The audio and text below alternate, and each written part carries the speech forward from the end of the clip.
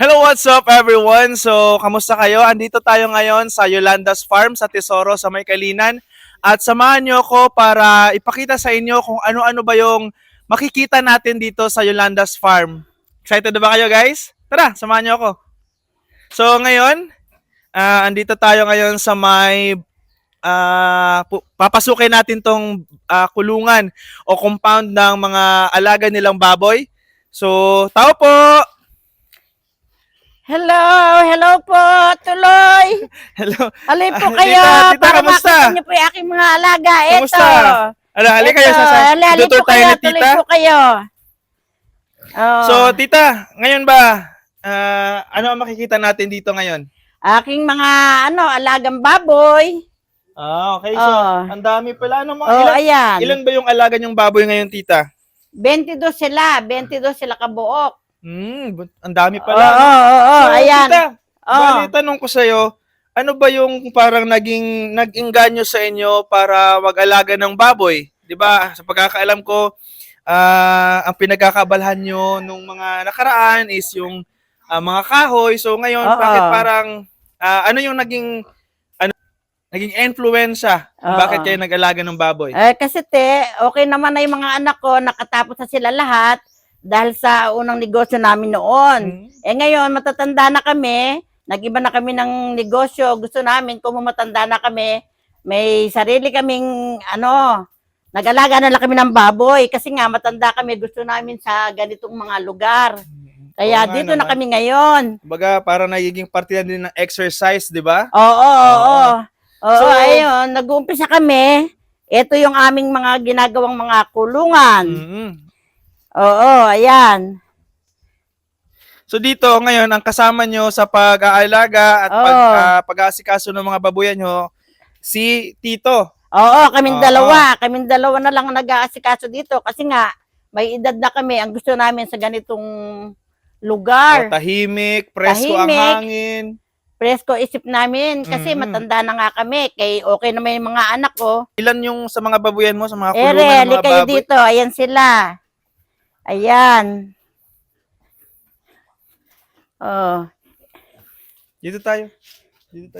Ito yung aming ginagawang panlinis. So ito, meron Ito aming tubigan. Ito.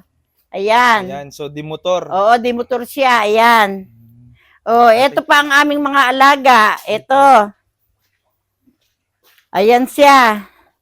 Dalawang pa lang siya. 2 buwan. Ayan. So, magdadalawang buwan.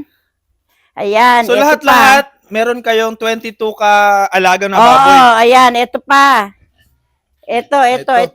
Kita mo sa video natin yung mga alagang baboy. Ayan pa siya. 2 buwan. Ayan. Ang dami. Ayun pa. Eri pa. Ayan. Ito.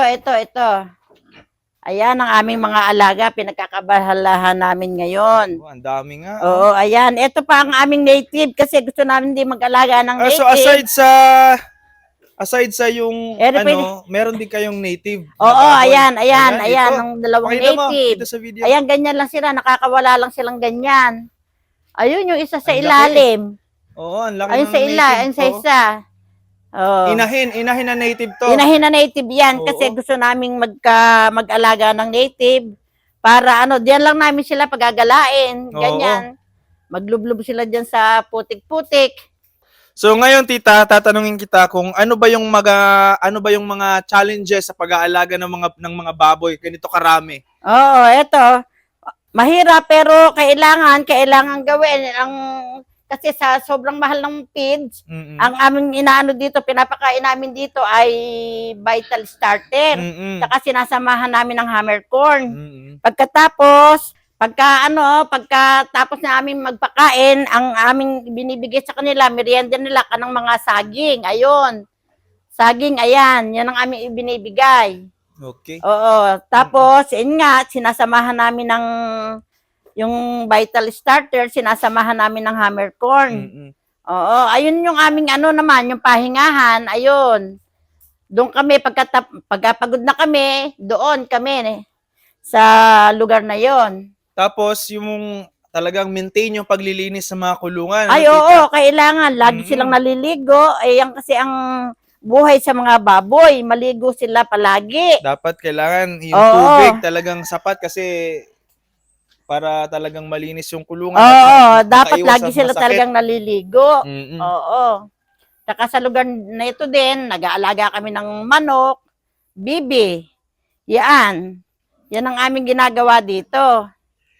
Tapos tita, aside sa mga baboy, may kita ko mga baboy, native na mga baboy. Ano-ano pa ba yung pwede natin makita dito sa Yolanda's Farm Ay, sa dito Tesoro? marami kaming mga tanim na mga prutas, kanang mga mangustin, guebano, bayabas, lansones, durian, at saka Indian mango. Oh, ayan ang mga tanim, kanang mga lemon, kalamansi. Meron dito. Tsaka mga lube. Aside sa mga prutas, tita, mga nabanggit mo nga, mangustin, lansones, durian, tsaka meron tayong mga baboy. Ano pa ba yung, mga halaman mo? I-flex mo yung mga halaman mo, tita. Ano ko dito ng mga halaman. Ayan, ang mga halaman ko. Ayan, may kubo ako dito. Ayan yung ang kubo, aking yung mga pahingahan. halaman. Oo. Ayan Ang ganda siya. ng mga halaman mo dito, ang lalago. Oo, ayan. Maganda siya, oh. Kasi masikip naman sa bahay, dito dinala. Mm-mm. Ayan. Tapos, Balita ko, di ba, meron din kayo ditong dragon fruit. oo, dragon fruits. May mga rambutan, Mga prutas din, rambutan, Oo, ayan. papaya. papaya, saging, at saka, dito din nakatira yung aming tao. Ayan. Ayan yung kulungan ng manok.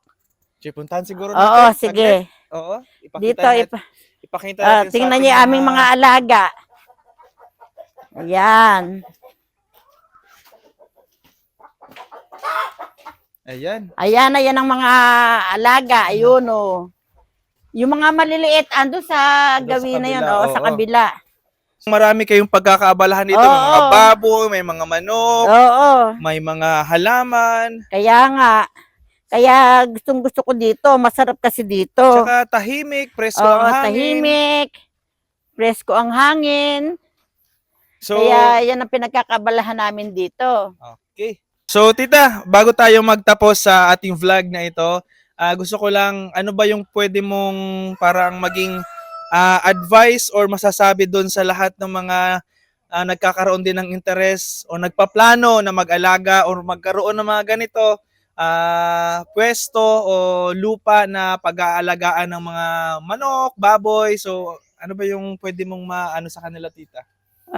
Kagaya ko ang mga senior na ala naman na ding iniintindi sa buhay, kailangan mag-ano kayo ng ganito. Sa inyong mga farm, mag-alaga din kayo ng ganito mga hayop.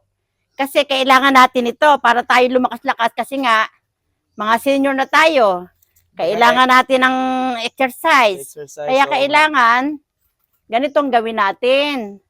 Mag-alaga ng mga hayop at saka mga prutas. Oo, okay.